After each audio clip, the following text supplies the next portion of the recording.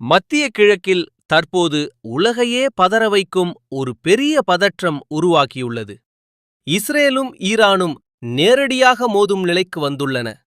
2026 பிப்ரவரி 28 அன்று அமெரிக்காவும் இஸ்ரேலும் சேர்ந்து ஆபரேஷன் எபிக் ஃபயர் என்ற பெயரில் ஈரானின் பல இராணுவ மற்றும் ஏவுகணை தளங்களை தாக்கின.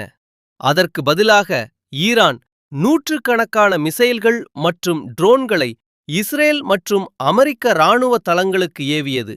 ஆனால் இந்த போர் ஒரே நாளில் தொடங்கியதல்ல. இதற்கு பின்னால் பல வருடங்களாக தேங்கி வந்த காரணங்கள் இருக்கின்றன. இப்போது அந்த முக்கிய காரணங்களை எளிதாக பார்ப்போம்.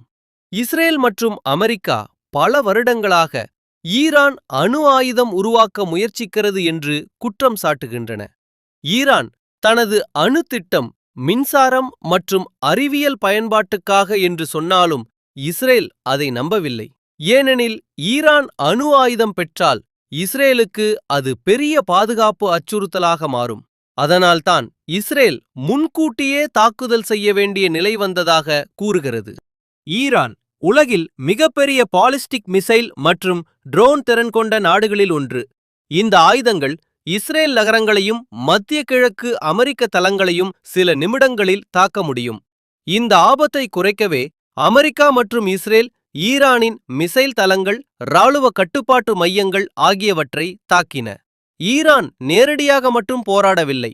அது ஆதரிக்கும் சில அமைப்புகள் உள்ளன. லெபனானில் ஹெச்பல்லா, காசாவில் ஹமாஸ், ஏமனில் ஹூதீஸ். இந்த அமைப்புகள் பலமுறை இஸ்ரேலை தாக்கியதால் இஸ்ரேல் ஈரானை முக்கிய எதிரியாக பார்க்கிறது. மத்திய கிழக்கில் யார் அதிக செல்வாக்கு கொண்ட நாடு? இதில் இரண்டு முக்கிய சக்திகள், இஸ்ரேல், ஈரான். இரு நாடுகளும் அரசியல், இராணுவ மற்றும் பொருளாதார ஆதிக்கத்திற்காக பல வருடங்களாக போட்டியிடுகின்றன. இந்த போட்டியே இப்போது நேரடி மோதலாக மாறியுள்ளது. 2026 பிப்ரவரி 28 அன்று அமெரிக்கா மற்றும் இஸ்ரேல் ஈரானில் உள்ள பல இராணுவ தளங்கள் மீது நூற்றுக்கணக்கான விமான தாக்குதல்களை நடத்தின.